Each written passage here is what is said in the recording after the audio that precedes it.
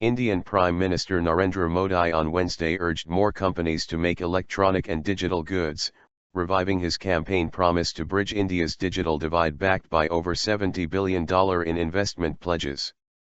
Launching a Digital India Week aimed at popularizing the government's push to connect 250,000 villages by 2019, Modi spoke of the need to boost local manufacturing of electronics, the country's largest import after oil.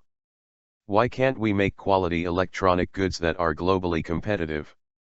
Modi said in a speech to a packed 14,000-seat indoor stadium, highlighting his goal of ending net technology and electronics imports by 2020.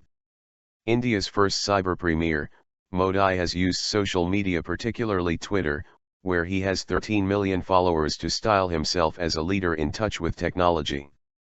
The government's tech push, which plans to provide mobile governance and universal phone connectivity to all Indians, aims to empower rural India and ramp up investments in manufacturing, critical for a government that badly needs to create more jobs, at a faster rate.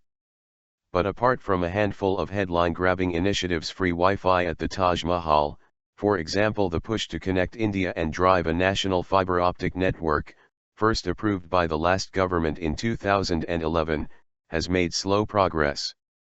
Reliance Industries chairman Mukesh Ambani and Bharti Enterprises head Sunil Bharti Mittal led a roll call of industrialists sharing the dais with Modi, promising investments of over 4.5 trillion rupees, $71 billion, to back the government's initiative. Whether all of those investments will actually happen remains to be seen.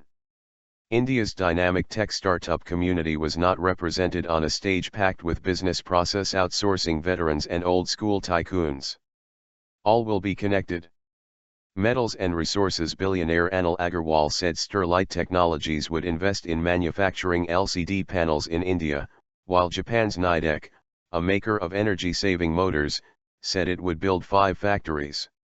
With a growing economy and falling handset prices, India is one of the fastest-growing smartphone markets in the world, and Modi is looking to harness India's potential for development in fields such as education and health.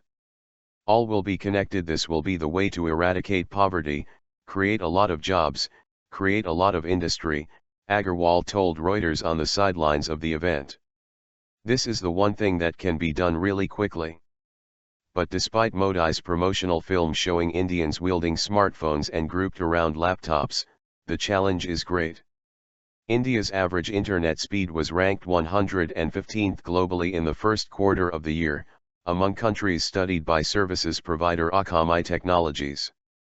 India had just a little over 100 million broadband subscribers at the end of April, out of a population of close to 1.3 billion, according to the sector regulator, which considers internet connections with minimum download speeds of 512 kbps.